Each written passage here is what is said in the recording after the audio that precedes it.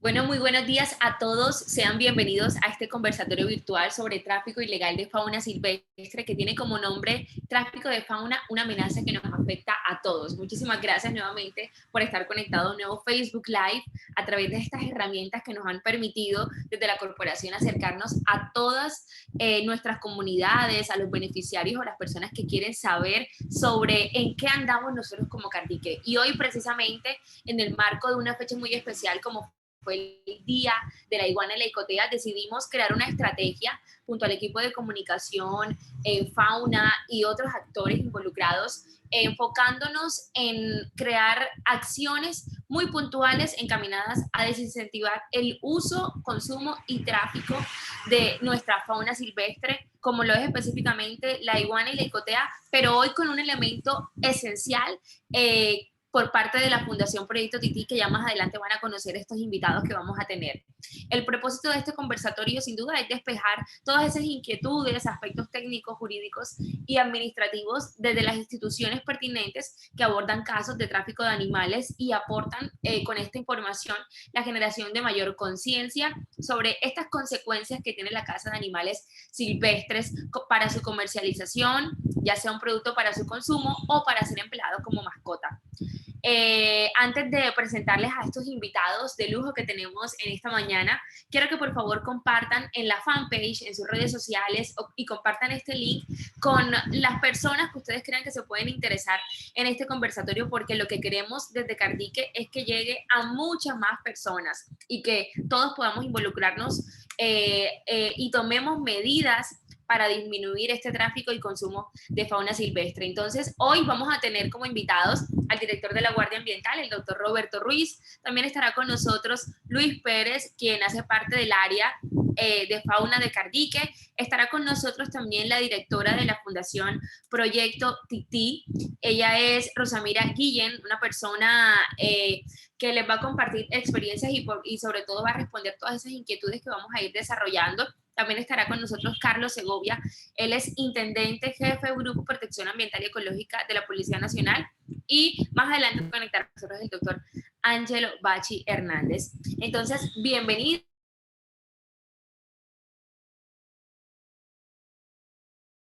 Seguramente ustedes también por estar conectados en esta transmisión en vivo. Yo creo que vamos a iniciar saludando pues a nuestra audiencia y por supuesto con una de las preguntas con las que arrancaremos este conversatorio dirigida al señor Luis Pérez. Doctor Luis Pérez, bienvenido, muchísimas gracias.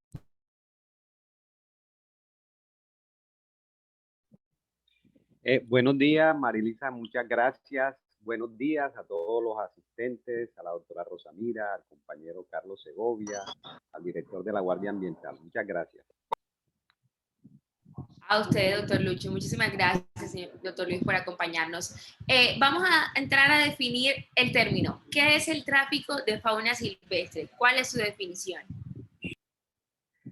Bueno, esa pregunta es muy importante, pero yo antes de generar como la definición sobre el concepto de lo que es el tráfico ilegal de fauna silvestre, quiero hacer como una pequeña introducción para que los oyentes tengan claridad de el régimen jurídico que regula la fauna, que nos permite poder entender ese concepto, Marilisa. Lo primero que hay que entender es que el decreto 2811 del 74, que es el Código de los Recursos Naturales, establece que los recursos naturales que hay en el país son bienes de dominio público de la nación, ¿sí? Entre esos recursos naturales, la fauna silvestre.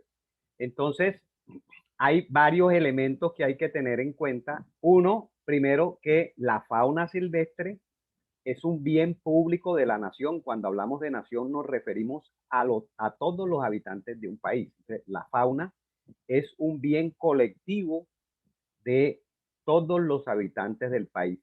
El otro tema que nos dice que cuando pertenecen a la nación es que la propiedad, el dominio de los animales silvestres está en cabeza exclusiva de la nación, o sea, de todos los habitantes de un país.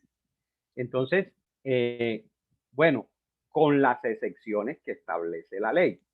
Pero además el decreto 2811 del 74 nos dice que hay otra regla jurídica muy importante, y es que para el uso o el aprovechamiento de un recurso natural, la regla general es que se requiera de un permiso, de una autorización, de una concesión o de una licencia, ¿sí? Entonces, eso como regla general. Igualmente aplica en la fauna silvestre como bien público de la nación. Para su uso o aprovechamiento, la regla general es que se requiera de un permiso o de una autorización otorgada por la autoridad ambiental competente, que es la administradora de ese recurso. Entonces, eh, salvo las excepciones que establece la ley, como la nación es la propietaria de la fauna silvestre, cuando yo me apropio de un animal, me estoy apropiando de un bien que no es mío, me estoy apropiando de un bien sobre el cual no puedo adquirir la propiedad. Y cuando yo lo transfiero, lo vendo a otra persona, pues toda esa actuación es ilegal, porque si yo no tengo la propiedad o el dominio, tampoco se la puedo transferir a otra persona. Entonces, eso es muy importante. Yo puedo tener un animal 50 años, un animal de fauna silvestre, y no voy a poder ser propietario, porque la propiedad de la fauna silvestre de manera exclusiva está en la nación. Lo que soy es un tenedor ilegal de ese espécimen. Entonces, el tráfico ilegal, el concepto de tráfico ilegal es cuando yo capturo, cuando yo cazo, cuando yo retengo, cuando yo comercializo de manera ilegal especies o productos. No solamente estamos hablando de animales vivos, sino también los productos provenientes de la fauna silvestre, los huevos, las pieles, los caparazones, también son bienes públicos de la nación. Entonces, el concepto de tráfico se refiere a eso. Cuando yo de manera ilícita hago aprovechamiento, hago uso y comercializo de manera ilegal esos bienes que son de la nación. Y eso, el tráfico ilegal tiene una finalidad. Se puede entregar para la tenencia de mascotas, se puede tener para temas de exhibición, o se puede tener con fines exclusivamente de lucro, o sea, de comercialización ilegal. Entonces, ese es el concepto de tráfico que hoy le estamos trayendo. Muy bien, señor Lucho. Pasemos a la siguiente pregunta, y ¿se otorgan permisos de aprovechamiento de fauna en Colombia? ¿En qué casos se puede comercializar la fauna? Correcto. Como les había señalado anteriormente, sí, las normas ambientales generan la regla general que les decía, que para el uso o el aprovechamiento de cualquier recurso natural, no solo de la fauna silvestre, se requiere de un permiso o de una autorización. La excepción a esa regla, porque esa regla tiene una excepción, es cuando la ley expresamente señala que no se requiere el permiso, como, es decir, por, eh, por, eh, porque la ley expresamente lo señala. Entonces, si yo voy a hacer uso o aprovechamiento de un recurso natural, lo lógico es que obtenga un permiso. Por lo que ya decía, yo no puedo comercializar una cosa que no es mía, ¿sí? Yo no puedo comercializar una cosa de la cual no soy propietario. Pero la ley sí establece que las autoridades ambientales, que son las administradoras de ese recurso de fauna silvestre, pueden otorgar permisos o autorizaciones para su aprovechamiento. Entonces, por ejemplo, tenemos distintos permisos. Tenemos la caza comercial, que es un permiso que se otorga con el ánimo de cazar o capturar especímenes de la fauna silvestre con el ánimo de comercialización. Pero ese permiso, que está regulado por el decreto 4688 del 2005, establece que yo debo obtener una licencia ambiental para poder hacer esa caza comercial. ¿Por qué? Porque la fauna silvestre como bien público requiere una sostenibilidad. ¿Por qué? Porque los 54 millones de habitantes de Colombia tenemos derecho a usar, a gozar de esos especímenes. Entonces hay que usarlo de manera sostenible. ¿Y por qué se requiere una licencia? Porque cualquier especie que se quiera aprovechar de manera comercial, hay que hacer un estudio de poblaciones para ver cuánto se puede aprovechar o si se puede de acuerdo a las condiciones de esas especies en el medio natural. Y, por ejemplo, la caza comercial no permite que se autoricen la captura de animales y la comercialización de animales en veda que esté prohibido o en una categoría de amenaza. Entonces también hay ciertas restricciones. También hay otros permisos de aprovechamiento de la fauna, pero básicamente permisos de exhibición para el caso de los zoológicos, las colecciones, ¿sí?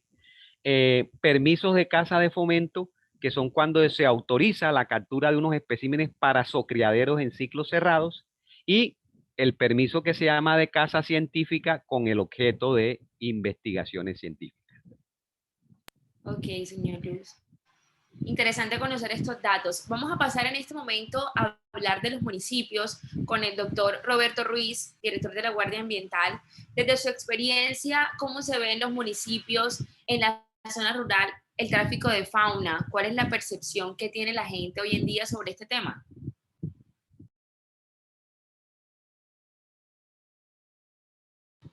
Vamos a encender el micrófono, señor Roberto, sí.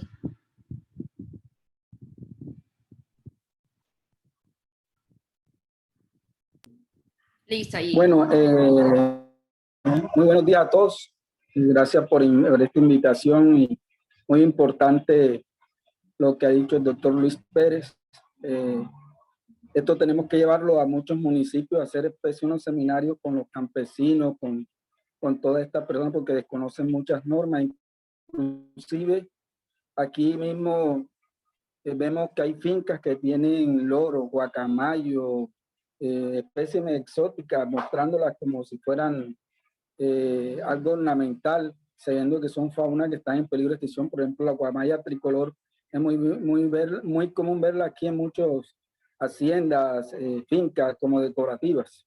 Bueno, aparte de lo otro, ha cambiado mucho el modo operandi del tráfico ilegal de fauna silvestre. Ya no es como en los años 90 y a principios de los 2000, que había una organización de tráfico ilegal de fauna silvestre bien constituida, así como el narcotráfico, con un capo, con una persona que trabajaban a esa persona.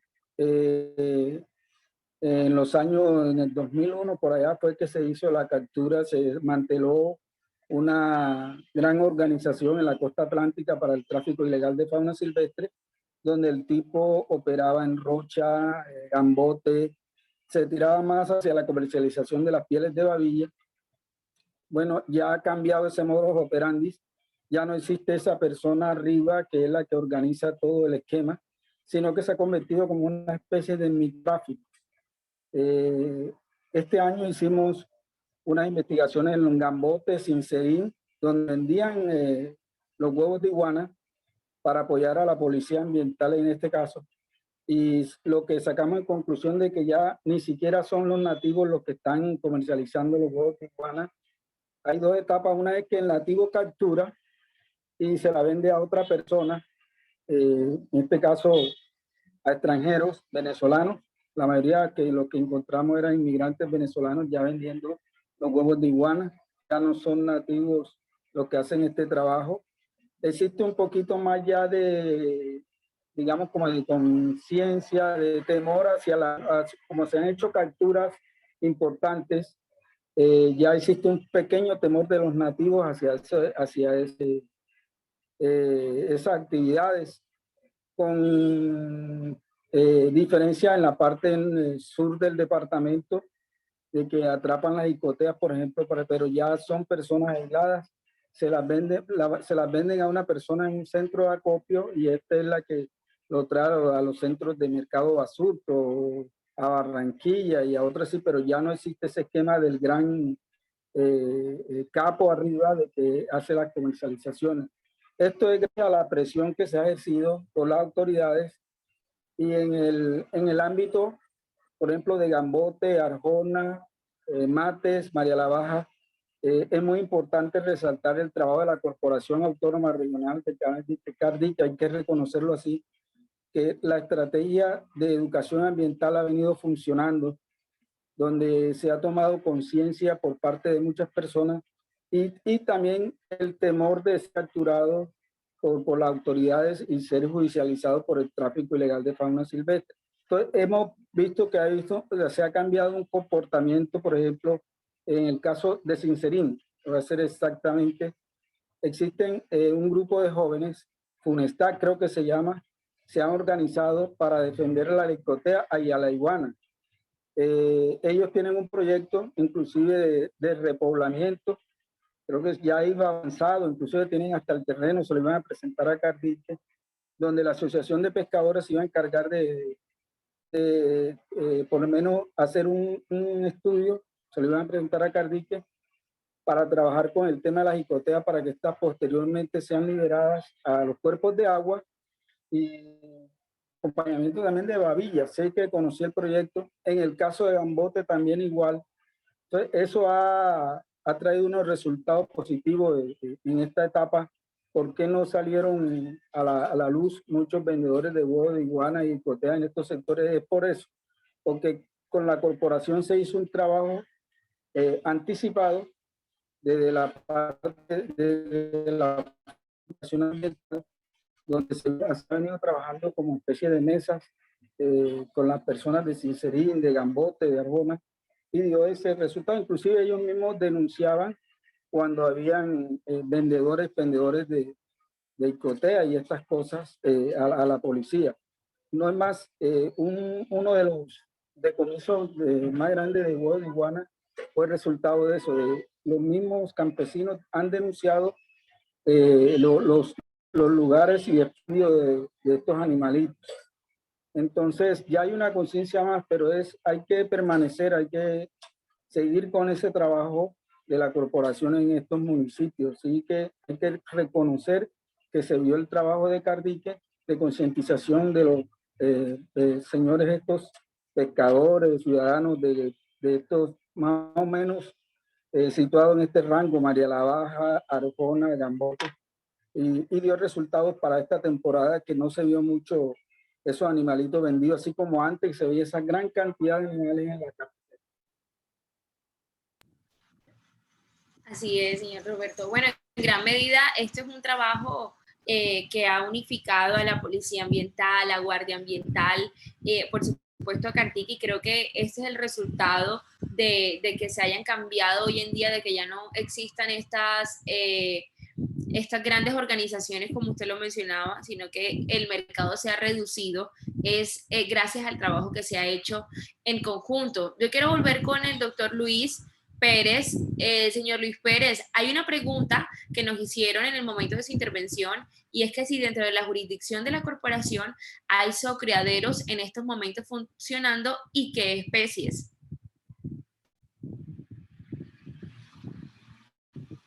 Sí, correcto. Sí, en la jurisdicción nuestra hay zoocriaderos de caimán aguja, el Cocodrilus acutus, hay zoocriaderos de babillas, que es el Cocodrilus fuscus, y tenemos zoocriaderos de boas, básicamente.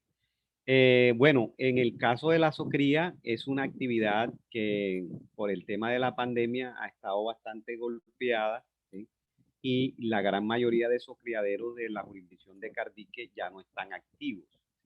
En estos momentos no sabemos exactamente cuántos zoocriaderos, o sea, cuáles se han cerrado, y cuáles están activos, porque esa competencia del manejo de los zoocriaderos ahora es de la Autoridad Nacional de Licencias Ambientales, no de la corporación. Hace aproximadamente unos 4 o 5 años ya las corporaciones no somos competentes para el seguimiento y el manejo de los zoocriaderos.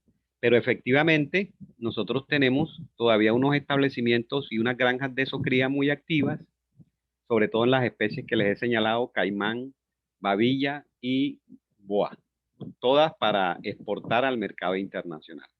Okay. Señor Luis, vamos a enfocarnos en este momento ahora a la parte humana, a la parte económica. Hay una pregunta que nos hizo un seguidor de este en vivo, pero antes de llegar a esa pregunta, yo quiero hacerle otro que también tiene relación con la parte humana y la parte y lo que hay detrás del que vende estos animales silvestres o derivados de animales silvestres. Es qué hay de las comunidades que dicen tener su sustento a través del tráfico de fauna o de cazar y vender. Ok, muy importante que hagamos esa aclaración. Como yo les decía anteriormente, la fauna silvestre le pertenece a la nación. La regla general es que para el uso y el aprovechamiento de la fauna obtengamos un permiso, pero la norma también estableció una excepción, ¿sí? Es decir, la propia ley, por ministerio de la ley, lo que se llama la caza de subsistencia, no requiere permiso. Y esta norma se estableció precisamente atendiendo eso. Las comunidades que tradicionalmente han vivido de la cacería, las comunidades que constantemente se alimentan de carne de monte, pero básicamente con el ánimo de subsistencia. Eso es lo que dice expresamente la norma. Ahora, ¿cómo interpretamos esa norma? ¿En qué casos estamos en caza de subsistencia? Y ahí en ese caso es necesario que revisemos lo que dice la ley 84 de 1989. Muchos de sus artículos están vigentes. Es la ley de maltrato animal en ese tiempo. Ahí se reglamentó varios elementos que debemos tener en cuenta para que definamos en qué caso estamos en una caza de subsistencia y el permiso no se requiere. Entonces, primero, ¿quiénes pueden hacer caza de subsistencia? Yo no puedo ir a Gambote, coger una icotea y decir que es caza de subsistencia. ¿Por qué? Porque yo vivo en la ciudad, porque además de eso ni yo ni mi familia viven de comer animales silvestres, yo vivo de mi sueldo. Entonces, hay un primer elemento que hay que tener en cuenta. ¿Quiénes pueden hacer esa cacería de subsistencia? Las comunidades que tradicionalmente, ¿sí?, históricamente han cazado y viven de la carne de monte. Caso, los pescadores tradicionales en esta zona, los campesinos tradicionales que comen carne de monte, las comunidades indígenas y las comunidades afrodescendientes que viven expresamente de aprovechar el recurso. Entonces, ese es como un ingrediente importante. Nosotros los que estamos en la ciudad no podemos alegar de ninguna manera. Otro elemento que nos señala la norma es que dice, si yo tengo una icotea, puedo ser de Gambote, pero la tengo en Cartagena, inmediatamente ya no es caza de subsistencia, porque la caza de subsistencia debe ser en el mismo sitio donde está la especie, ¿sí?, y con el ánimo de alimentar las familias que viven de ese ecosistema. Si yo la tengo en Cartagena, presumo que hay un ánimo de comercio. Entonces, miren los ingredientes que trae la norma. Si estoy fuera del área de distribución de esa especie, ya no se entiende caza de subsistencia. Igualmente, si tengo las jicoteas en una plaza de mercado, pues es lógico que no es de subsistencia porque se entiende como un ánimo comercial. Entonces vemos cómo la norma le da unos ingredientes para definir qué es exactamente casa de subsistencia y que no requiere permiso.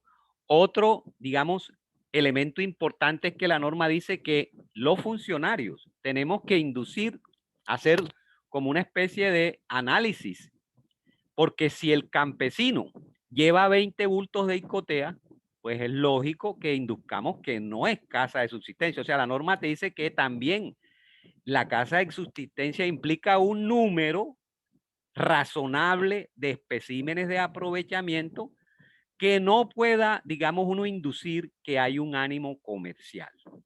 Entonces, ese elemento yo quiero que sea muy claro para las comunidades, ¿sí?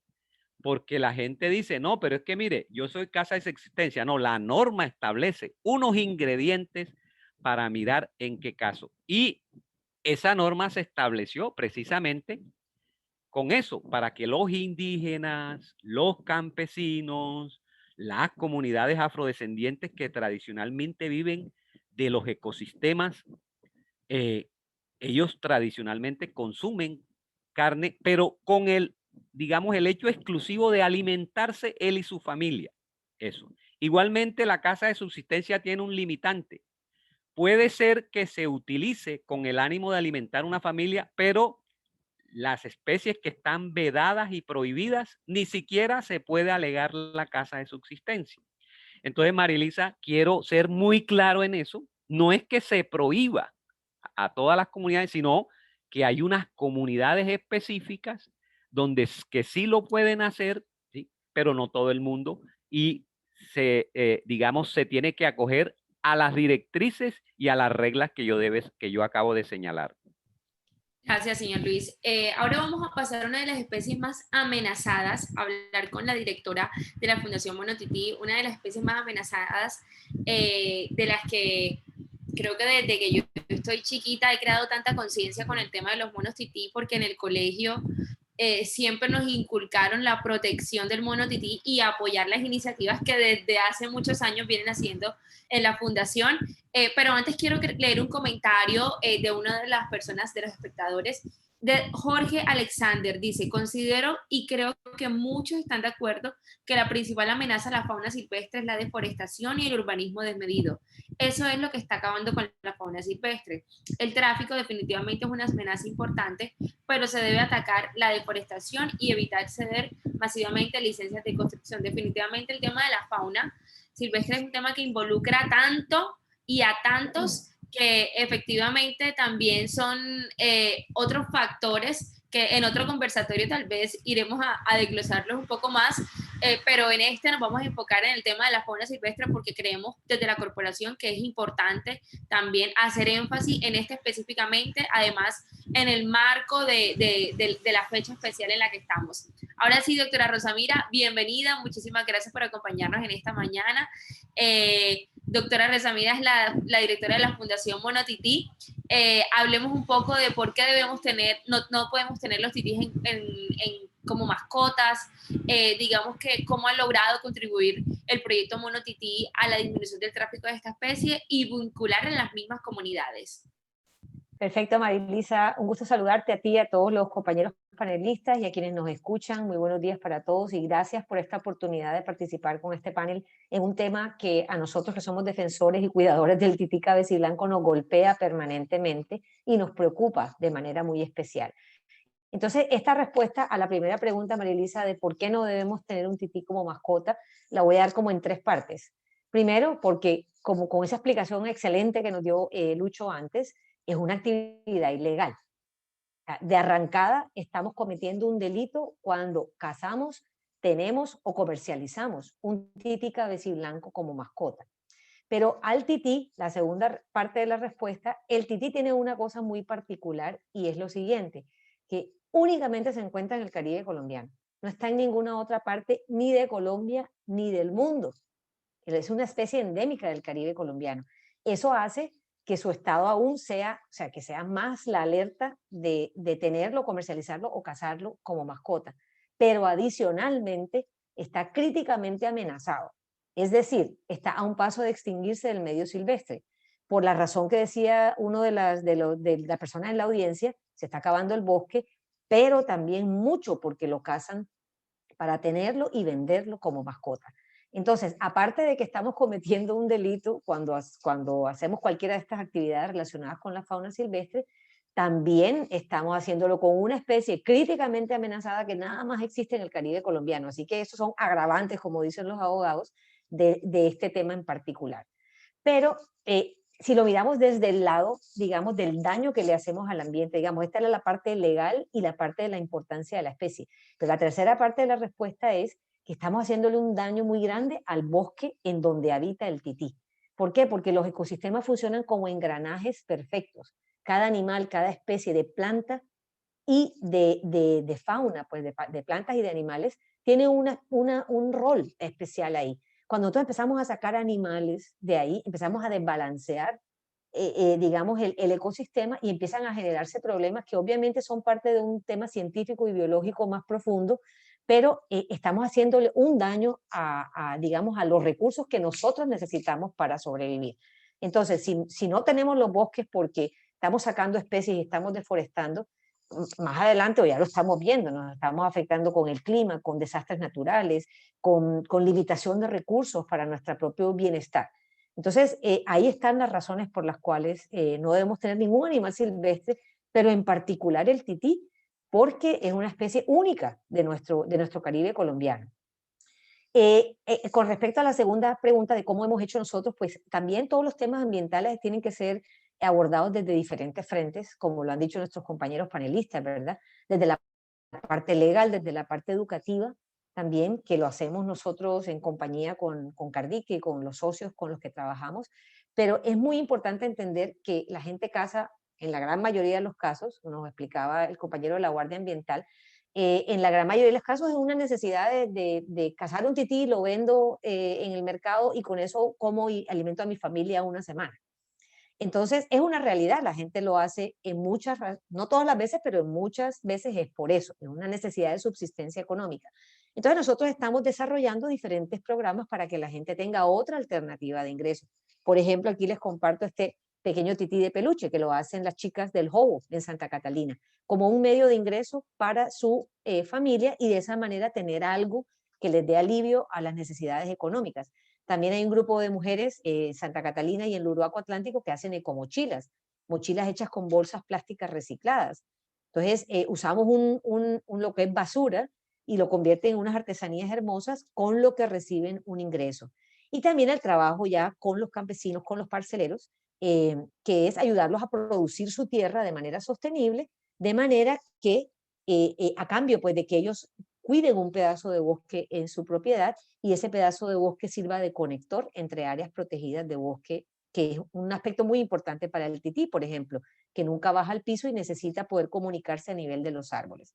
Entonces, de esa manera, hay todo un proceso educativo involucrado con este trabajo con las comunidades, en las que entendemos por qué es importante el tití, como les acabo de compartir, pero también damos soluciones a un problema socioeconómico que se presenta en toda Colombia y particularmente en nuestra costa Caribe y en la jurisdicción de Cardique, en el que la gente necesita comer.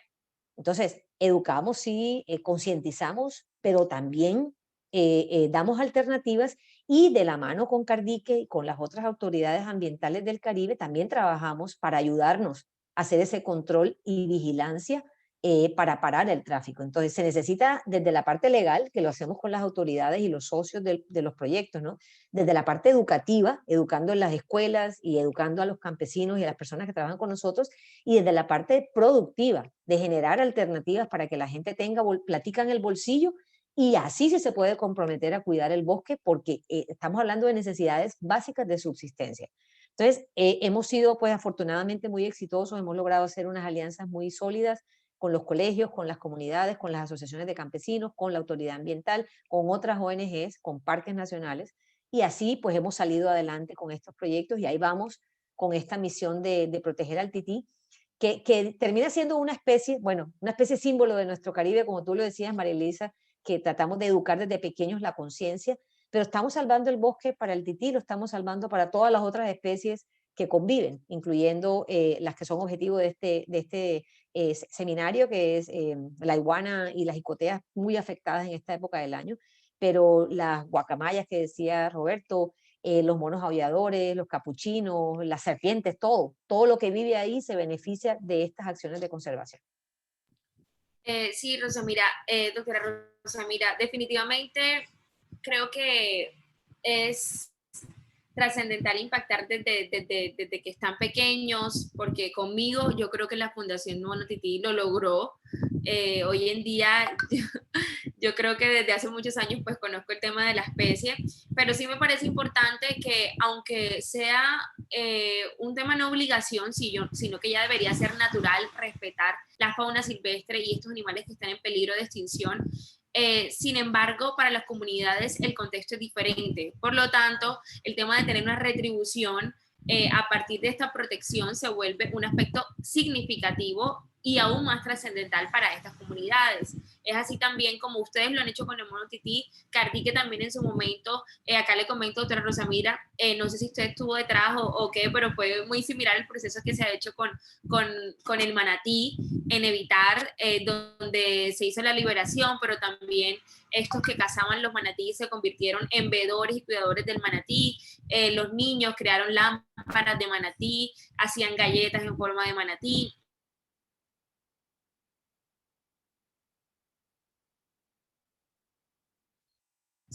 Y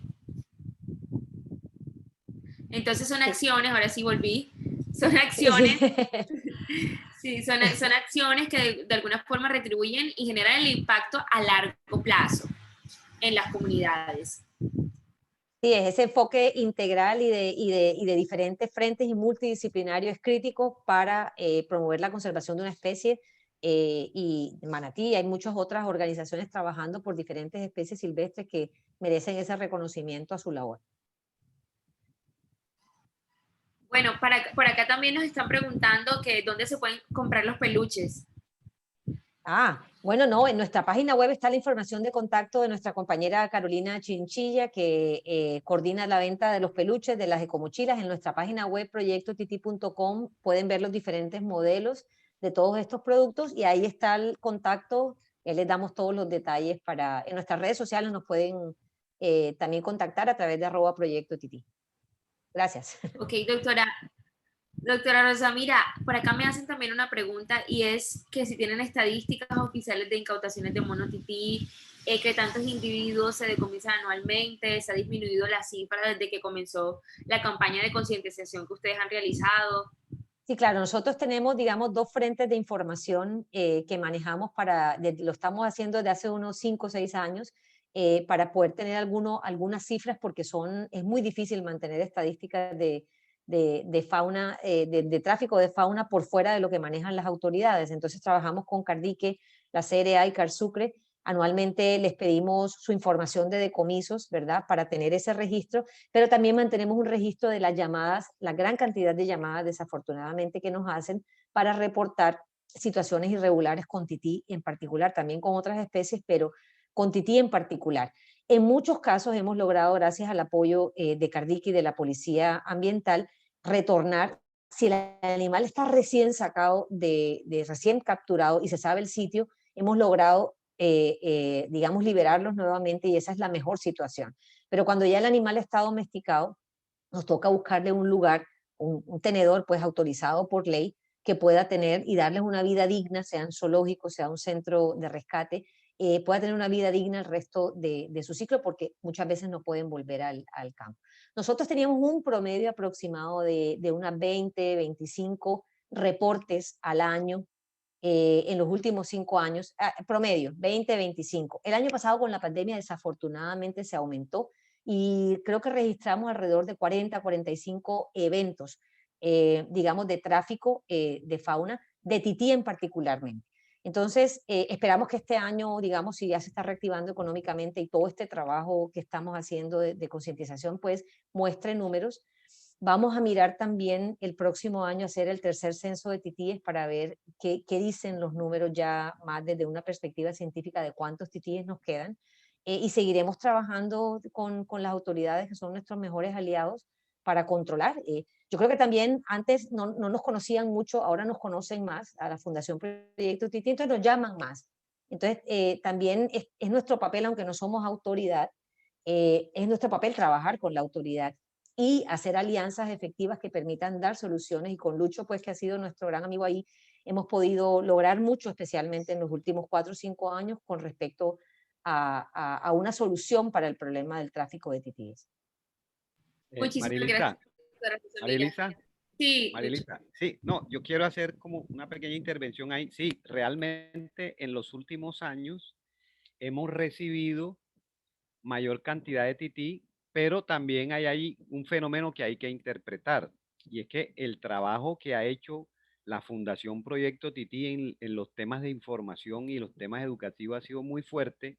Entonces, esas cifras no necesariamente corresponden a mayor tráfico, sino tenemos una gran cantidad de entregas voluntarias de gente que tenía el tití y cuando ha escuchado la información que es ilegal, que no se debe tener, en fin, ha empezado a devolver los animales.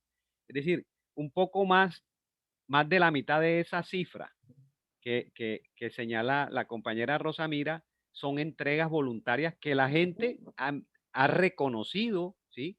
Que tiene ilegalmente un tití, que quiere entregarlo para que se recupere. Entonces, eso es muy importante porque si bien es cierto muestra el tráfico, pero también muestra que ha ido cambiando la actitud de la gente, el proceso educativo que se ha realizado ha empezado a dar resultados, y eso es un tema bastante importante para nosotros.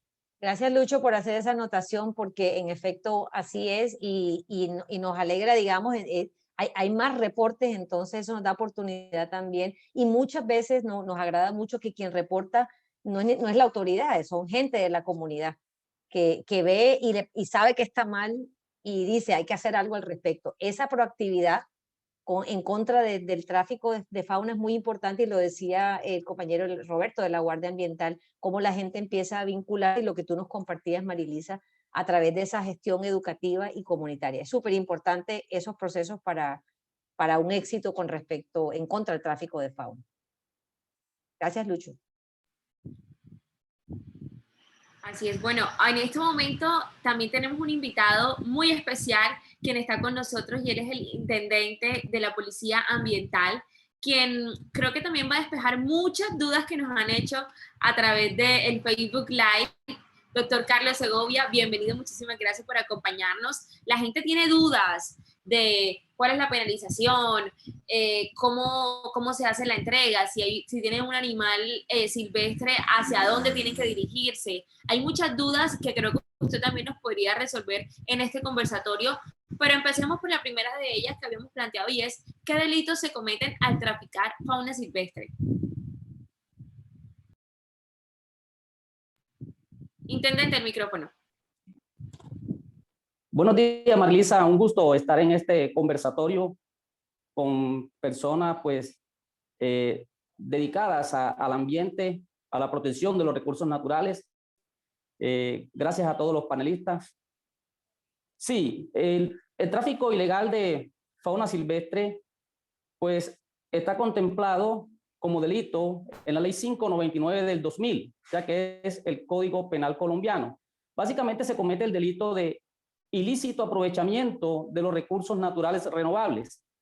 En este caso, como bien lo decía Luis, todo está reglamentado en la norma, en qué casos se puede ver claramente el ilícito aprovechamiento, teniendo en cuenta que en el momento que es abordado una persona transportando o que mantenga especies de fauna silvestre, procedemos a requerirle el permiso, la autorización o la licencia para el aprovechamiento de estos recursos. Una vez nos manifiesta no tenerlo, pues estamos claramente a la violación de este artículo. Por ello, pues se procede a la incautación de las especies, de las partes o productos o subproductos de la fauna silvestre, y proceder a judicializarlo por el delito que mencionaba, el ilícito aprovechamiento de los recursos naturales. Pero vemos un ingrediente más. Con la entrada en vigencia de la Ley 1774 del 2016, que nos menciona el delito contra la integridad física y emocional de los animales, que también contempla una pena de 1 a 3 años. Entonces, en ese orden de ideas se nos están dando en concurso varios delitos al tiempo.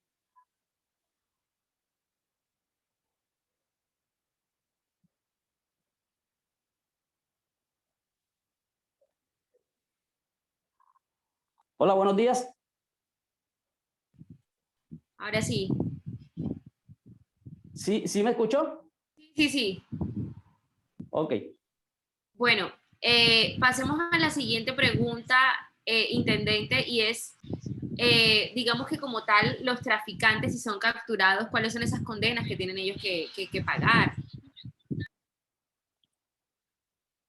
Bueno, sí, lo primero que hay que aclarar es que se enfrentan a un proceso penal de acuerdo a lo establecido en la ley 599 del 2000 y que este contempla una pena de prisión que va desde los 4 a 9 años y una multa hasta de 35,000 salarios mínimos legales mensuales vigentes.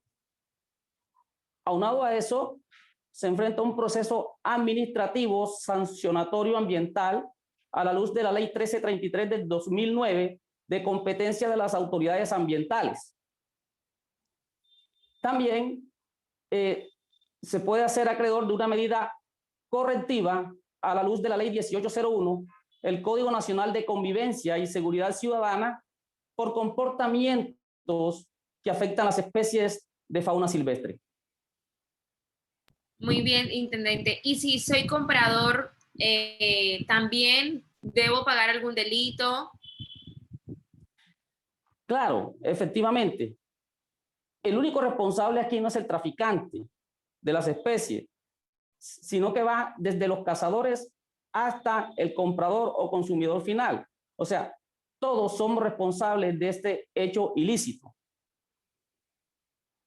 Ok, si yo estoy observando a alguien que está traficando fauna silvestre o comercializando carne de monte, ¿qué debo hacer? Lo primero, invitar a la comunidad, y ya lo ha expresado Luis, los panelistas que han participado, me han antecedido, han dicho, es denunciar a las autoridades ambientales, a la Policía Nacional, también dependiendo del lugar donde se encuentre, que están los números de los cuadrantes, que están los números de Policía Ambiental, o por cualquier medio. Hoy día están las páginas también para denuncia, la gente lo puede hacer muy tranquilamente y de verdad que van a ser atendidos. Listo, intendente, muchísimas gracias por su intervención. Bueno, con respecto a esa última pregunta, aquí hay alguien que nos pregunta y quiere como al detalle del paso a paso, se acerca, tienen una línea telefónica o algún correo o redes sociales donde apenas ellos sepan de que hay alguien que está comercializando esta fauna silvestre pueden contactarse. Sí, claro que sí las hay. Yo creo que al final, si podemos, las vamos pasando en pantalla para que la gente tenga conocimiento. Podemos hacer la línea de Cardique, la página de Cardique, la Policía Nacional también tiene una página. Entonces, pues le podemos dejar a las personas, una vez termine el panel, cómo hacer con las indicaciones. Perfecto, intendente. Ahora vamos con usted, doctor Roberto, de la Guardia Ambiental. Vamos a regresar con usted porque queremos saber que usted nos cuente cuáles, digamos, que son esos casos que más le han despertado asombro sobre el tráfico de fauna. Y antes de tener aquí un indicadores, y es que dice que las aves se han convertido en un tráfico peligroso donde un tumbayegua ha tenido un valor exagerado. Los canarios, los loros, los guacamayos, digamos que quien regula y controla esa misma prohibición. Yo creo que aquí están precisamente los actores que se encargan de regular, controlar y judicializar a todos los que se dedican a este tipo de delitos.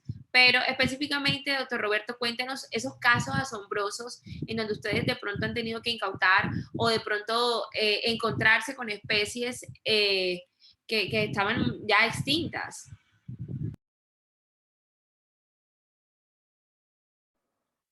Bueno, existen muchísimos casos. Sí.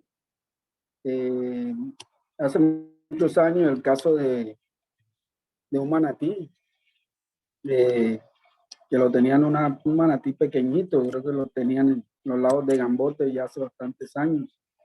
Fue un caso bastante triste, donde creo que el animalito murió cuando llegaron las autoridades, ya había muerto. Un caso fue también unos cazadores, pero unos pescadores que atraparon un caimán en los lados de la Boquilla.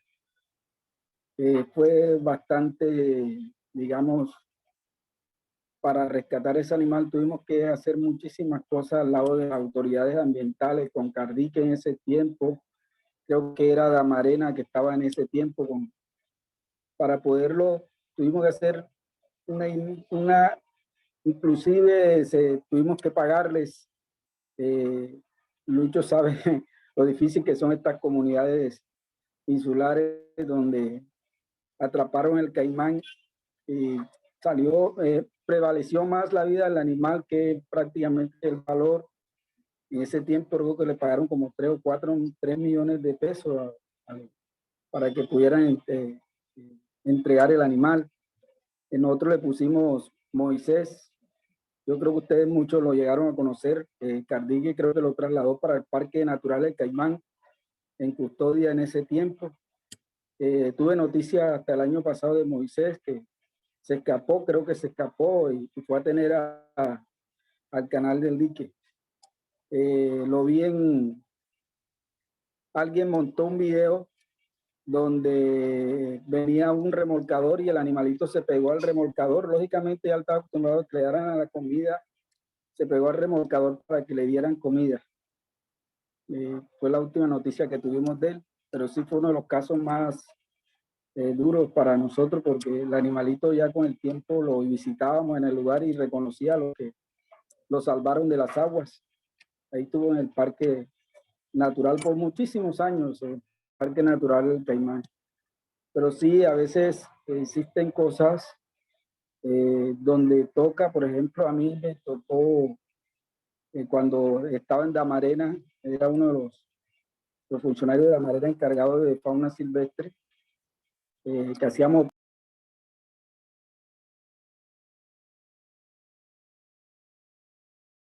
comprarle a una señora los huevos de iguana. Ese día me habían pagado y la señora se puso a llorar y me tocó pagarle a mí cuánto del día de lo que ella iba a vender y se los pagué. Y a las 2 horas la capturó la policía de allá para acá con los huevos de iguana nuevamente. Entonces son uno de los casos que más he tenido. Bueno, fíjese, son historias significativas que demarcan también un nivel de conciencia por parte de quienes hacen parte de la Guardia Ambiental, en cabeza de usted. Sacrifican hasta lo último por evitar que se llegue al daño, que es que muera la especie, que se trafique y que se llegue a otros alcances. Vamos a hablar ahora en este momento con el señor Luis Pérez, doctor Luis Pérez, sobre un tema que igual ya hemos conversado. De hecho, la doctora Rosamira lo mencionó. Digamos que cómo afecta al bosque el tráfico de fauna silvestre y a su vez cómo afecta esto a los humanos. Doctora Rosamira mencionaba al principio en su intervención que el tema de frenar la reproducción de estas especies también genera un daño, un impacto en el ecosistema como tal. Doctor Luis Pérez, ¿cómo afecta al bosque el tráfico de fauna silvestre? Bueno, pues ustedes saben que en el caso de los ecosistemas, todos los elementos que hay en un ecosistema pues tienen una interacción, todos cumplen una función, todos tienen un papel fundamental en los ecosistemas. Entonces, extraer individuos de la fauna silvestre de estos ecosistemas, además de que genera un impacto, digamos, en toda esa cadena de relaciones, normalmente lo que sucede es que, por ejemplo, los animales que extraemos y los mantenemos en cautiverio muy difícilmente se reproducen, ¿sí? Entonces, se pierde ese material genético que debía mantenerse en la naturaleza, lo estamos extrayendo, lo estamos teniendo en cautiverio y ese animal además no se está reproduciendo. Entonces, eso genera un impacto muy grande, pero además los animales, como les decía, tienen una función dentro de esos ecosistemas. Algunos son controladores de plagas, otros son diseminadores de semillas y muchos animales son los que mantienen el desarrollo del bosque, ¿sí? Eh, eh, eh, como les decía también, son controladores digamos, de otros organismos para que no se generen, digamos, esos desequilibrios dentro de los ecosistemas.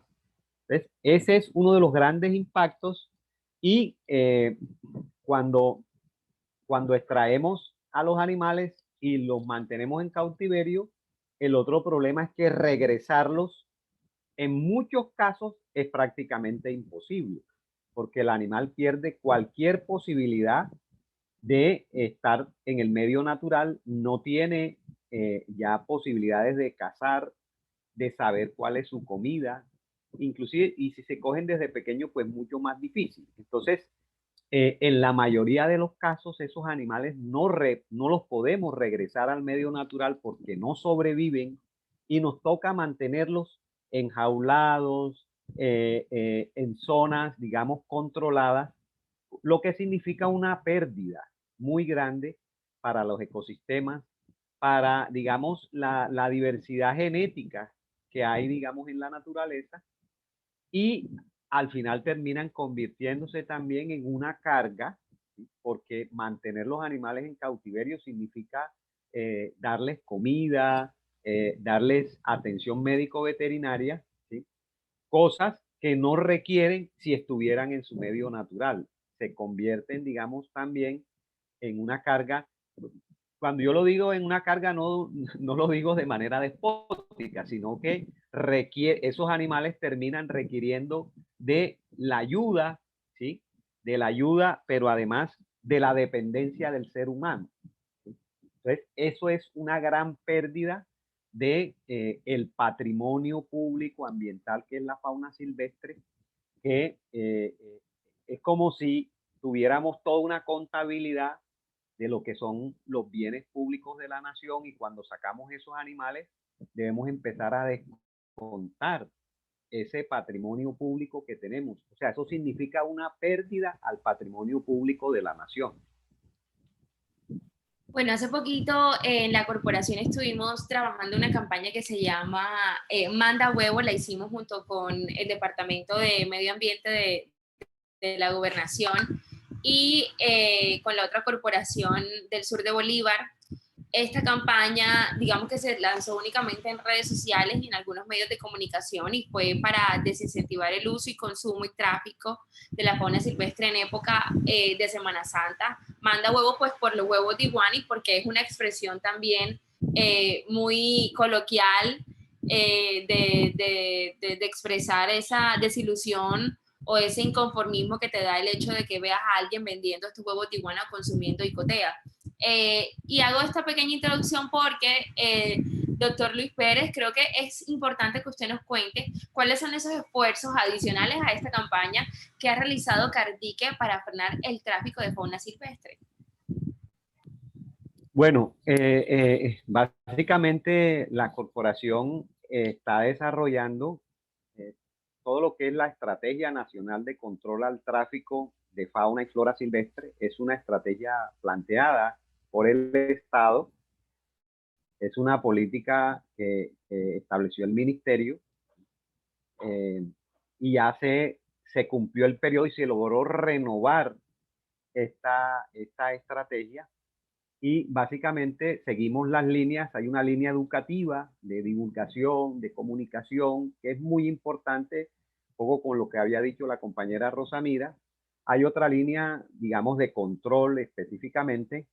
Hay otra línea de conocimiento científico, porque es muy importante saber, digamos, las dinámicas y las particularidades de estas especies.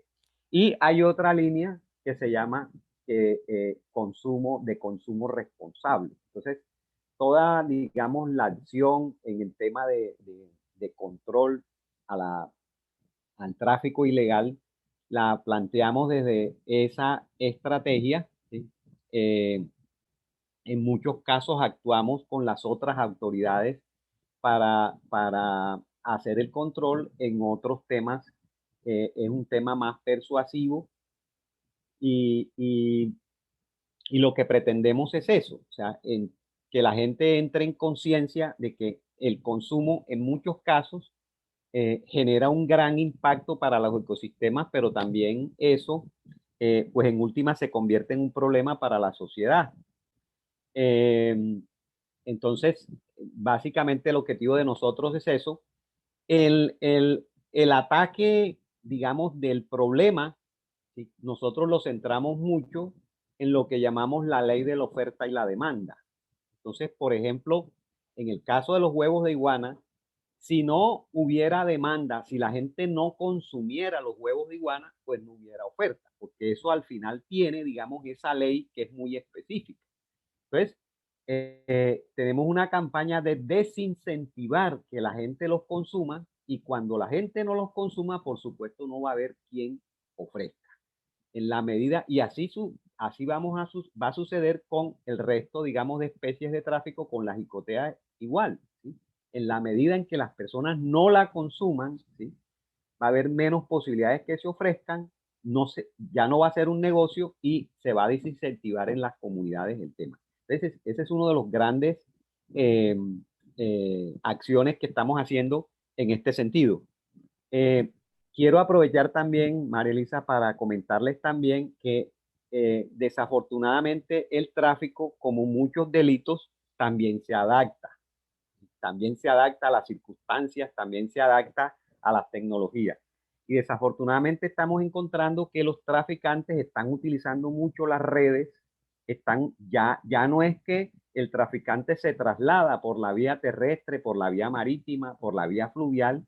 Ya encontramos cómo el traficante por WhatsApp manda los mensajes o por las redes sociales. Ya no va, digamos, la persona en el transporte público a llevar los animales, sino que la mandan expresa en una moto. Entonces, también es muy importante que veamos que en la medida en que vamos trabajando en el tema, es necesario que vayamos revisando porque, como digo, el tráfico ilegal se adapta, y en eso también le hacemos un llamado muy importante a las comunidades, a las personas que normalmente pasan en las redes, y eso nos ha pasado. Nos comunican muchas personas, toman fotos, toman evidencias de la venta. Por ejemplo, ahora en esta Semana Santa nos reportaron, nos hicieron una denuncia de cómo a través de grupos de WhatsApp vendían icoteas a domicilio. Entonces, invitamos a que las personas denuncien esos temas apenas identifiquen por las mismas redes, nos hagan la comunicación a la policía, al ejército, a la armada, en fin, a la guardia ambiental, porque necesitamos que ese control se haga, digamos, de manera entre todos. Es decir, eso es una nueva modalidad que tenemos que empezar a enfrentar, y para eso queremos el apoyo de todos los ciudadanos y de todas las instituciones. Okay. Señor Luis, ahora pasemos con usted nuevamente, intendente. Hablemos de esas acciones específicas que se realiza desde la policía. Digamos que también cuéntenos un poco cómo funcionan esos operativos, cuáles han sido los reportes o cómo fueron los reportes luego de esta Semana Santa también. Sí, claro, Marilyn, muchas gracias. Bueno, mira, la Policía Nacional viene desarrollando operativos de control al tráfico ilegal de biodiversidad con toda la capacidad institucional en los diferentes ejes viales, en los puertos, plazas de mercado, sitios focalizados donde se promueve mucho el tráfico y la venta de especies silvestres, así como sus productos.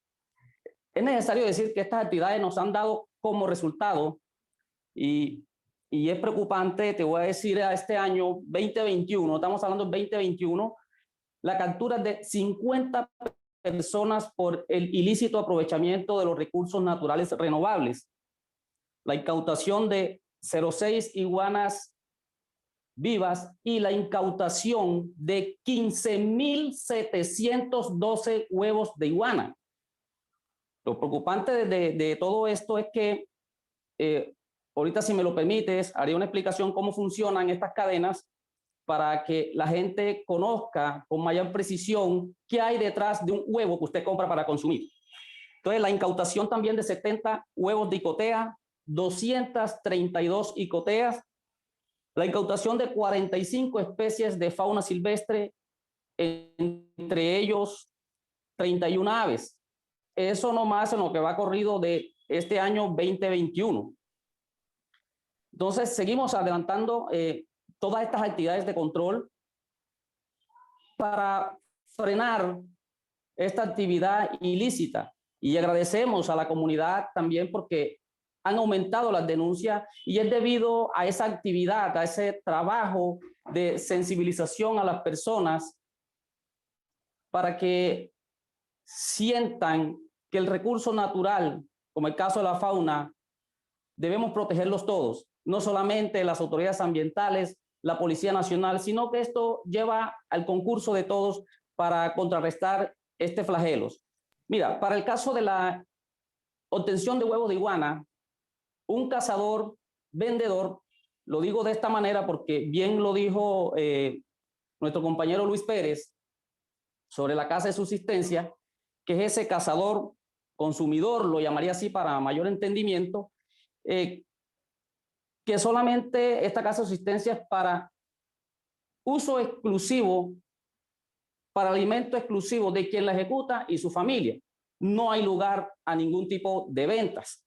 Entonces, para el caso de la iguana, este cazador vendedor, una persona pues que aduciendo razones de índole social, cultural y económica, invade el hábitat natural de estas especies, genera una gran presión utilizando piedras, palos, ondas y otros animalitos como los caninos para poder capturar a estas iguanas. Una vez son capturadas, de pronto maltratadas, golpeadas, mordidas por los caninos, proceden a inmovilizarla. Con esa práctica es desgarrarle las uñas y con ella misma pues sujetarlas para que estén quietas. Luego, lo más terrible es que son sometidos a unos procedimientos clandestinos, crueles e irracionales, abriéndole la ingle con objeto cortopunzante o cortante, por donde extraen sus huevos, y una vez son extraídos estos huevos, en algunos casos se tiene conocimiento pues que las cosan rudimentariamente, en otros casos simplemente le echan arena o las dejan a su suerte. Lo que está demostrado que aproximadamente un 95% de estas especies mueren, el otro 5% sí sobrevive, queda estéril. Entonces, una vez este cazador vendedor obtiene estos huevos, con toda esta tragedia anterior, va donde la persona que lo acopia en el sector o que reúne la mayor cantidad de huevos para ser transportados a los lugares donde es más caro la comercialización de los mismos. Bien lo decía Luis, esto es cambiante, la dinámica de traficar estos productos y animales silvestres es cambiante cada día, nos encontramos con nuevas formas. Ahora con las redes sociales ya no es necesario que el traficante vaya con el producto, sino que ya se ha evidenciado de que toman la mayor cantidad de huevos y los envían en medios de transportes. Simplemente con WhatsApp le dice en X punto te lo reciben. Y efectivamente así sucede. Muchas veces ni el conductor sabe para quién van, primero porque no los colocan como huevos, sino que los camuflan dentro de yucas, plátanos, algunas formas buscan para tratar de mimetizarlos y que no sea posible detectarlo por ninguna persona. Entonces, pues, de esa manera están trabajando los traficantes. Una vez están en el sitio para mayor venta, hay otra red de personas que utilizan para...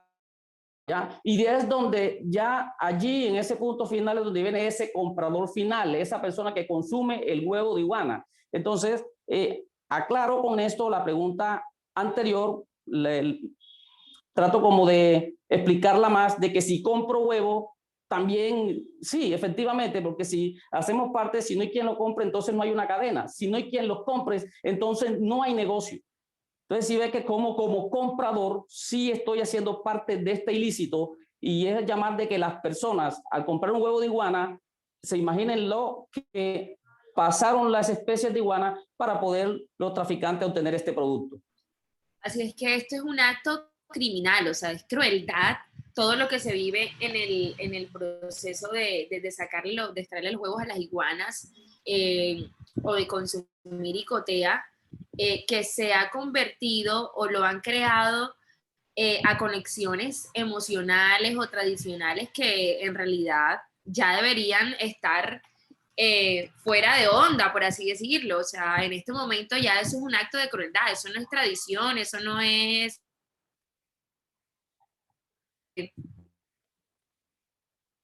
te comes una icotea con la familia, ¿no? O sea, en este momento, conforme a cómo está la situación ambiental actual, yo creo que es importante que la gente desmitigue o desligue estos productos a cuestiones o situaciones emocionales o familiares o recuerdos. O sea, es que esto es un acto criminal y eso es lo que hay que tener en cuenta. Y por eso también se penaliza y por eso también actúan las autoridades ambientales. Y por eso también vamos a volver con el doctor Lucho, porque es importante que la gente conozca todo este proceso. Digamos que, no sé si el intendente quería hacer otro aporte luego de...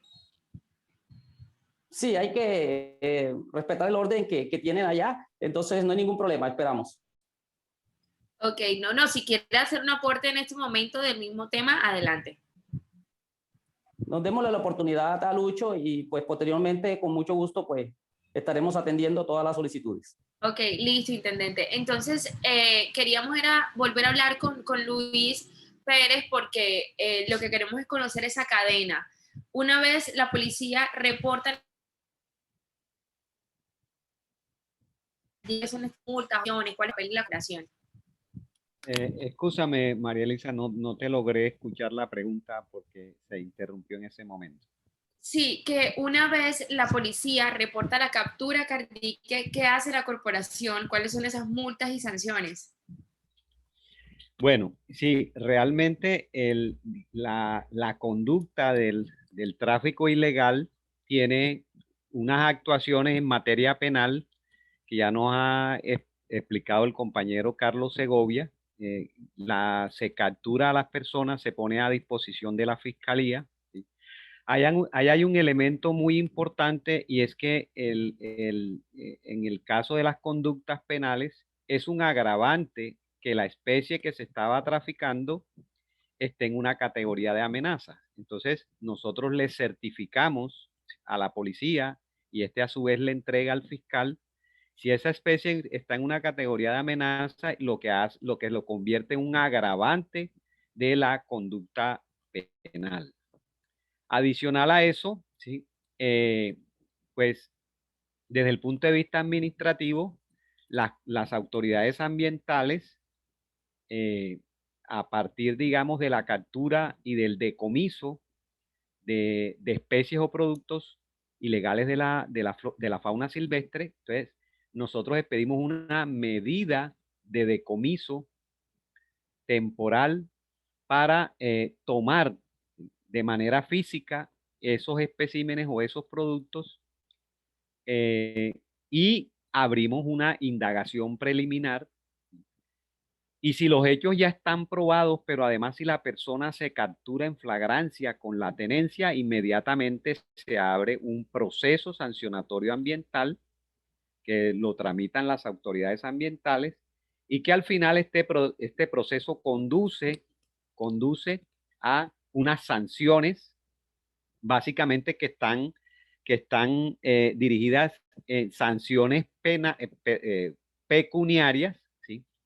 Hasta 5.000 salarios mínimos puede imponer como multa a la corporación el decomiso definitivo de las especies, también el decomiso definitivo de las herramientas o digamos de los elementos que se utilizaron para la captura y para el tráfico, que puede incluir inclusive también vehículos que se utilicen para el tema del tráfico.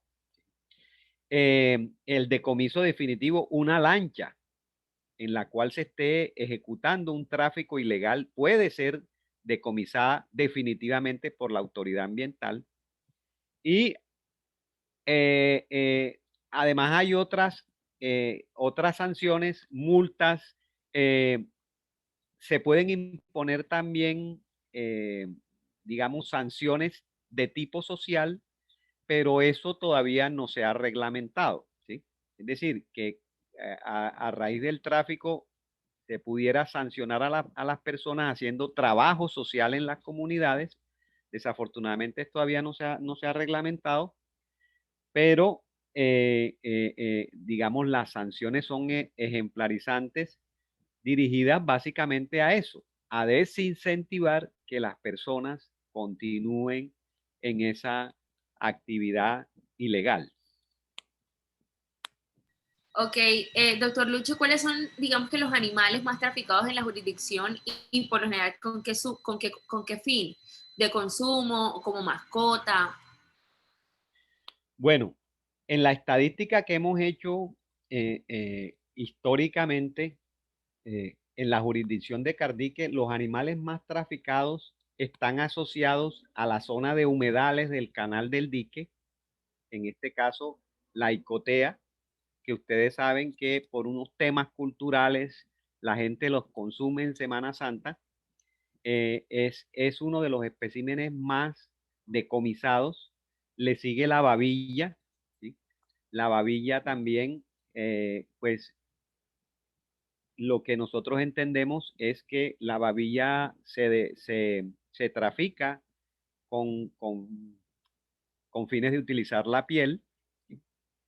También los neonatos de babilla, pero esas dos especies tal vez son las más, digamos, decomisadas y traficadas en la jurisdicción de Cardique por todas las vías, por vías terrestres, por vías marítimas, por vías fluviales.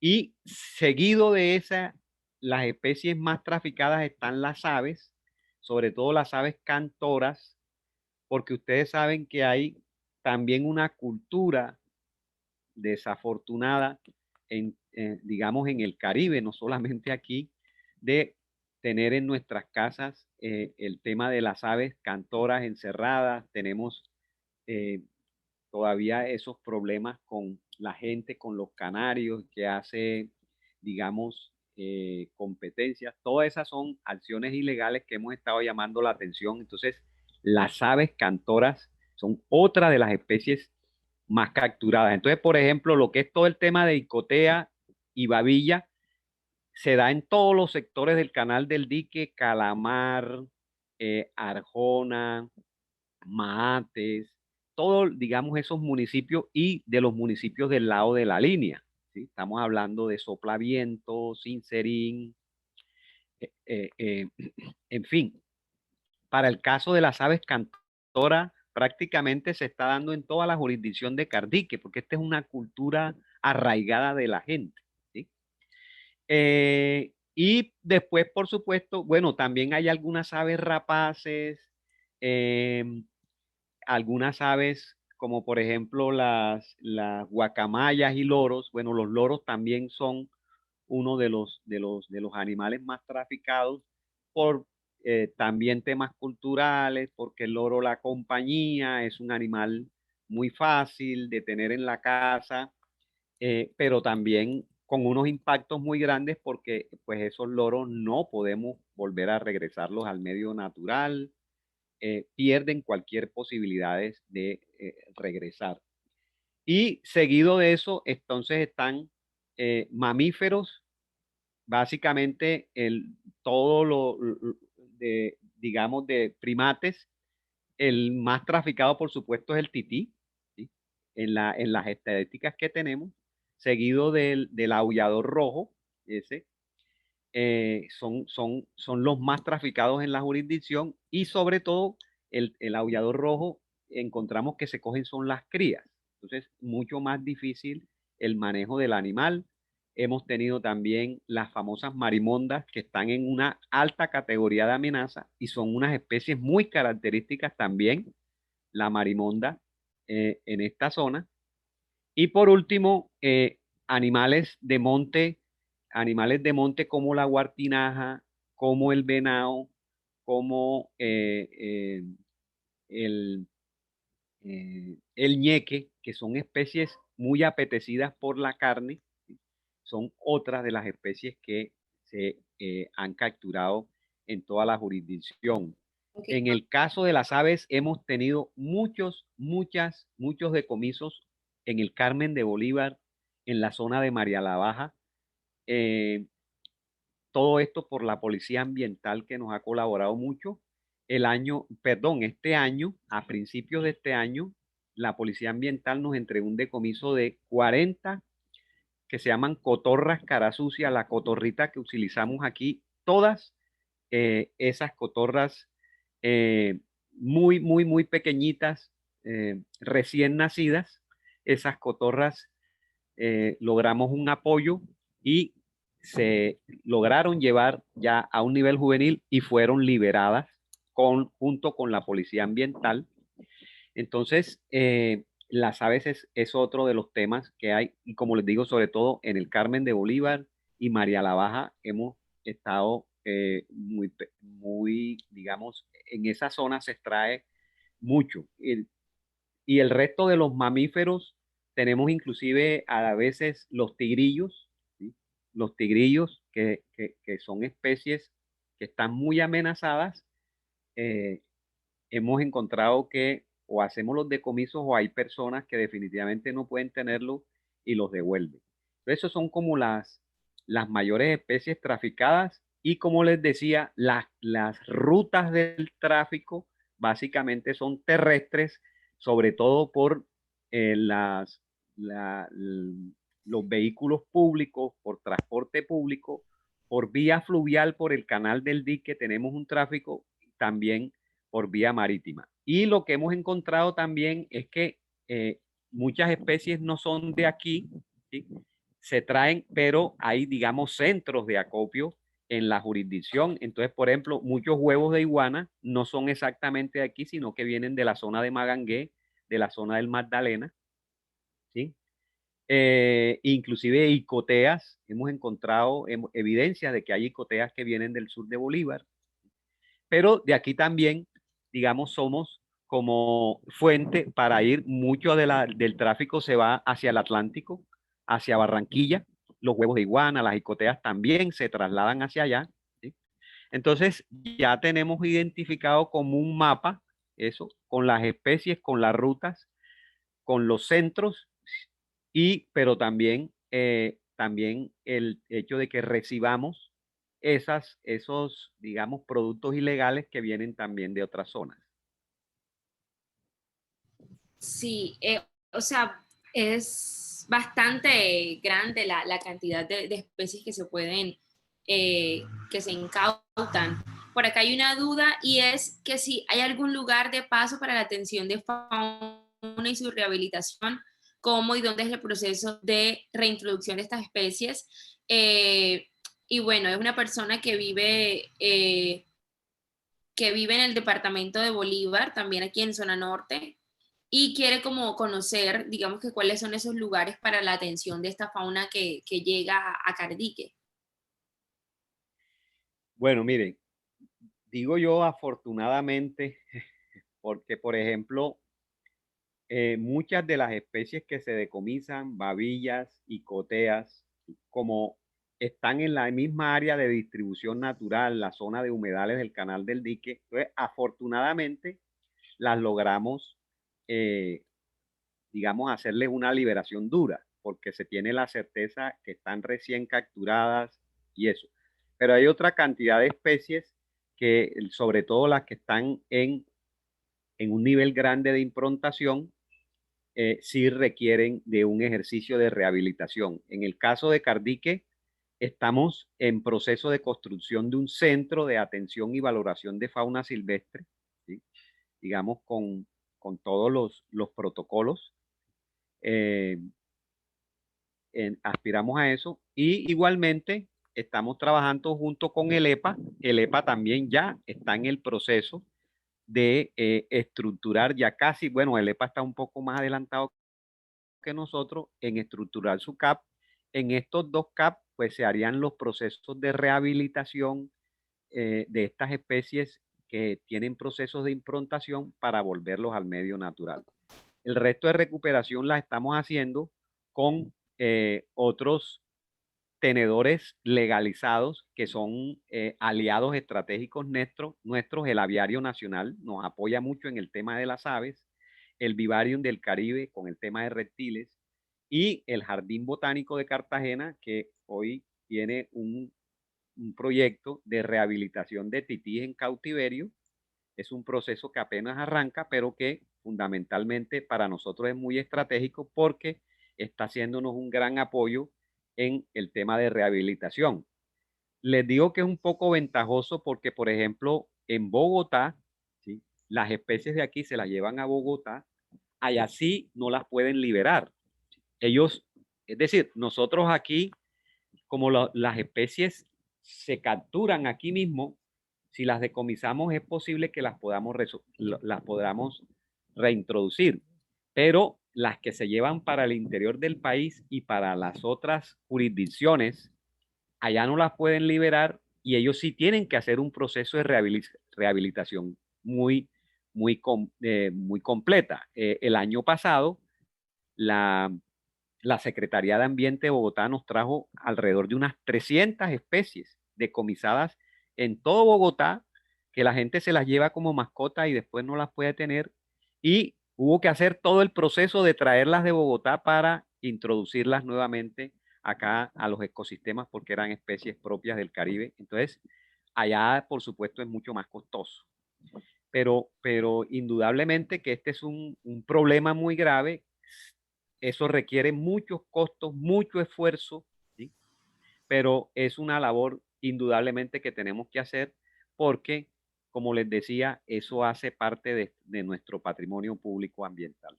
Muy bien, Luis. Ahora vamos con usted, doctora Rosamira. Volvemos con usted.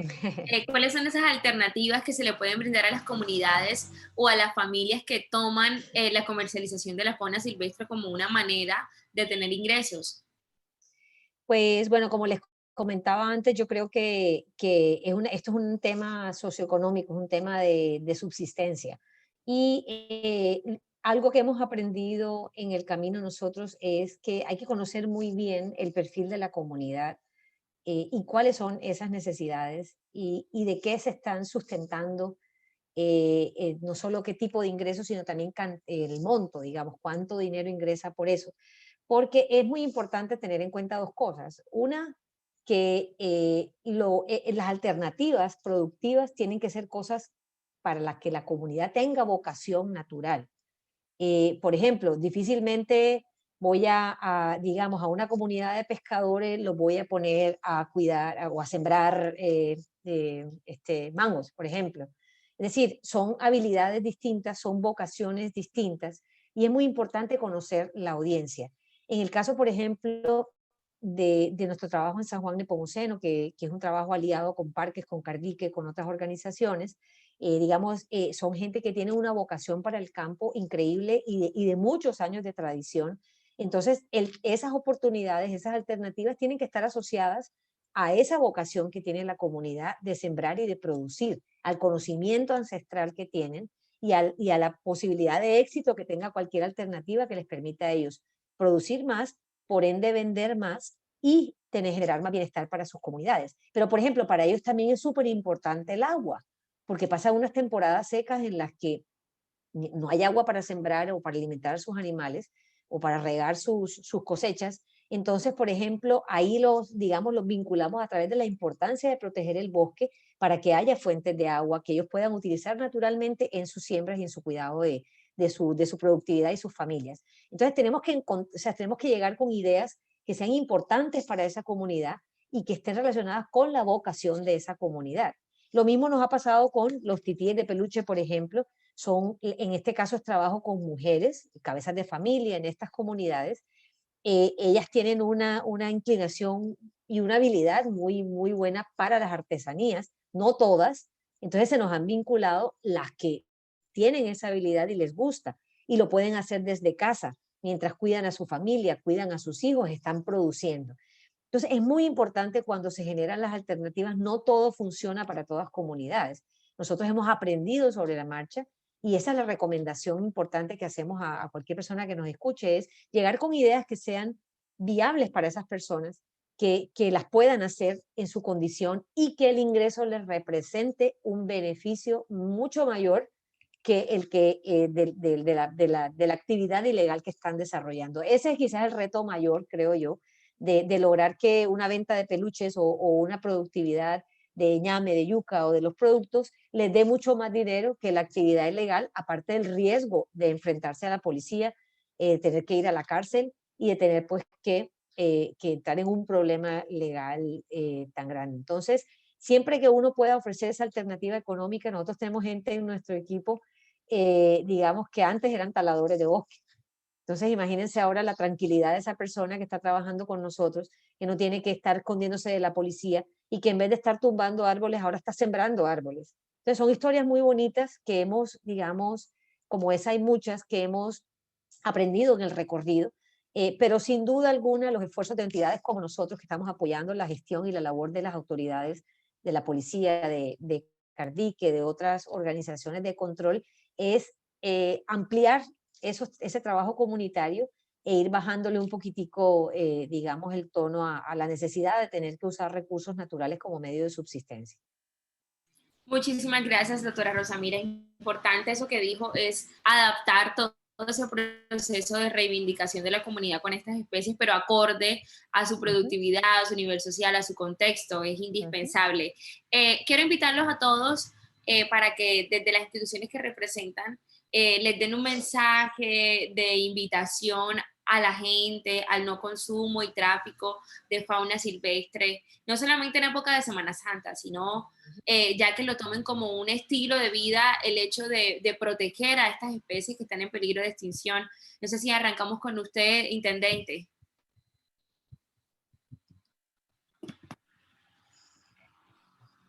Sí, claro.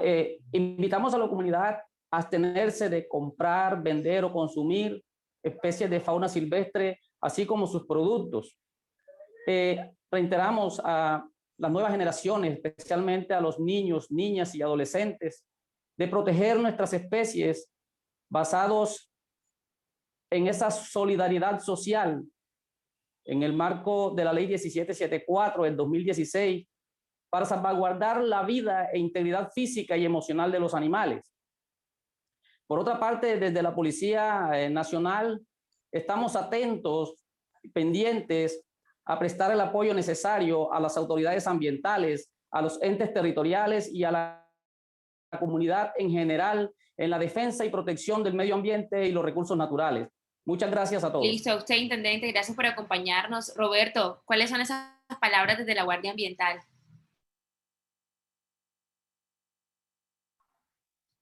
La invitación es que todo animal cumple un papel fundamental en un ecosistema y que los invitamos a respetar esa actividad que ellos ejercen dentro del ecosistema y que a conservarlo porque de ellos depende mucho la subsistencia del ser humano de aquí en adelante. Rosamira, ¿cuáles son esas palabras, además de las últimas mencionadas, porque yo creo que la intervención tuvo un toque también de motivación? Sí, pero yo quiero también 3 cositas más porque los estaba escuchando a los compañeros panelistas y quería quería resaltar algo que dijo Lucho muy importante, y es que si no hay demanda, no hay oferta, y si no hay oferta, no hay demanda. Es muy importante que nosotros como ciudadanos digamos un no rotundo al tráfico de titíes y de animales silvestres en general. Si no hay quien compre, no va a haber quien venda. Tenemos que romper esa cadena y a esa es la invitación, porque hay algo que quería, digamos, enlazar con los comentarios anteriores, y es que mucha gente a veces compra al traficante por piedad o por lástima con el animal. Pero al traficante no le importa eso, le importa vender su producto y salir enseguida a cazar otro para volverlo a vender. No nos dejemos, digamos, llevar por ese sentimiento de piedad o de lástima que tengamos denunciemos a las autoridades o a entidades como nosotros que estamos en contacto con las autoridades y hacemos un trabajo conjunto y ayudamos a que a esas personas que están infringiendo la ley pues reciban, digamos, lo que merecen por eso, o a ayudar a otras personas a desmotivar en la tenencia de fauna silvestre. Yo quiero hacer un llamado muy especialmente, Marilis, hoy a las personas que están en la farándula, a las personas que tienen influencia en las redes sociales. Hemos visto, como lo compartían los compañeros, más presencia de ese tipo de cosas en redes sociales, de titíes, de primates, de otras cosas, y el daño que hacen es grandísimo, porque los comentarios que tú ves debajo de cada publicación es yo quiero uno, yo quiero uno, yo quiero uno, yo también quiero uno. Entonces, por favor, a las personas que están en la farándula, los invitamos a aprender lo duro que es el tráfico de fauna, lo dañino que es, y en vez de motivar el tráfico de fauna, hacer campaña con nosotros, con las autoridades, en contra de ese flagelo que nos golpea no solo al tití, sino a muchas especies en nuestro país y alrededor del mundo. Entonces, la invitación es a eso, es a convertirse proactivos, usen su influencia y su poder que tienen en las redes sociales para ayudar a causas como estas, que le hacen bien, nos hacen bien a todos, a nuestro país, a nuestra fauna, a nuestra flora y a todos nosotros como humanos. Así que muchas gracias por escuchar y ojalá pues les quede ese pedacito del mensaje y bueno, sigan enamorándose del tití como estamos nosotros. ¿Y tú, Marilisa? Estoy enamorada del monotití desde hace muchos años. Qué bien, qué bien. Bueno, sí, el mensaje como autoridad ambiental que nosotros enviamos, yo quiero retomar eso que nos señaló el compañero Carlos Segovia, que es muy importante. Antes de comprar una especie, de entrar en el tráfico, tenemos que pensar qué hay detrás de toda esa cadena, ¿sí? Cómo se inicia esa cadena y qué implicaciones tiene. Y a veces pensamos que es una cosa muy sencilla de comprar un huevo de iguana, pero detrás de eso hay toda una, digamos, unas circunstancias y una situación muy dolorosa, con unas implicaciones muy grandes. Entonces, nuestro llamado es a que las personas se concienticen que no es solo si yo compro, sino qué implicaciones tiene eso, qué consecuencia ha generado ese tema y nosotros en ese sentido llamamos a la responsabilidad de las personas. Eso que dice Rosamira, tenemos que romper, digamos, esa cadena de la ley de la oferta y la demanda. Tenemos muchas alternativas distintas, cómo entramos en un comercio justo, ¿sí? Que sea beneficioso para nosotros, que detrás de un producto esté toda una cadena legal, defensora de derechos humanos, defensora de los animales. Entonces, invito a todos a que, digamos, no incentivemos ni participemos en la cadena del tráfico, sino que participemos en un comercio justo, que nos informemos qué hay detrás de cada producto que compramos, ¿sí? También es muy importante lo que dijo Rosamira.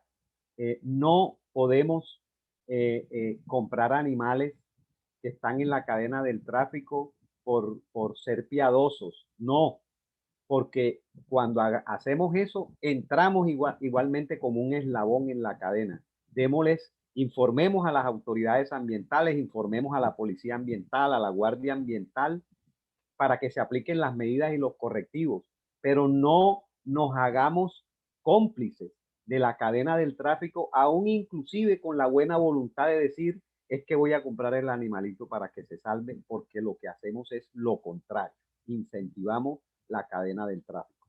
Y desde la corporación, nosotros siempre hemos pensado una cosa muy importante, todas las acciones que hacemos, gran parte del proceso que hacemos, lo hacemos pensando en la paz.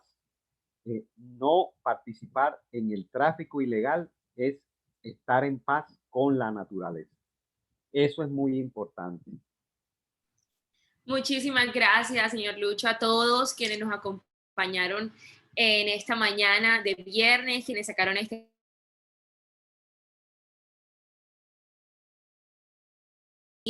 duro podamos seguir trabajando, creando esa sinergia entre todas las instituciones para seguir preservando y conservando a estos animales silvestres, nuestra fauna silvestre. Antes de que se despidan, quiero que por favor nos dejen los datos de que encuentra fauna silvestre, puede judicializar o puede contactar a las autoridades encargadas. Por favor, nos dejan los números de teléfono y los contactos, que es un tema que ha sido bastante preguntado en esta transmisión. ¿Dónde va la gente? ¿A qué número se pueden contactar?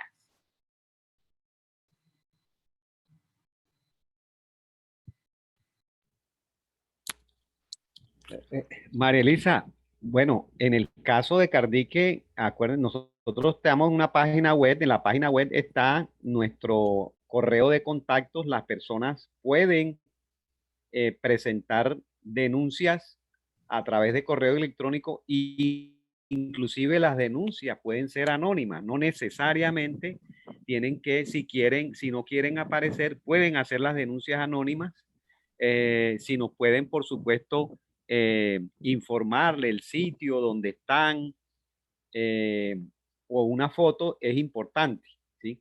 Pero a través de nuestra página web nos pueden mandar cualquier correo de cualquier denuncia que tengan y nosotros actuamos en consonancia con el resto de instituciones. Ok, perfecto. Entonces, ahora sí, no sé si el intendente tiene otro dato más Sí. donde la gente pueda acercarse y hacer estas denuncias. Sí, claro. Vamos a dar un número telefónico, es el 314-361-7387. 314-361-7387. Ahí puede comunicarse de cualquier parte del departamento. Ese es el número de la central de comunicaciones para que sea atendido de la manera más pronta posible. Ok, muchísimas gracias. 314-361-7387. Muchísimas gracias nuevamente a todos por conectarse, esas 50 personas que estuvieron conectadas a través de este streaming. Ahí pueden dejar igual sus inquietudes, si tienen más dudas. Nosotros desde el área de comunicaciones se las hacemos llegar a los panelistas. Y bueno, que tengan un feliz viernes y recuerden, no al tráfico y consumo de fauna silvestre. Gracias. Gracias.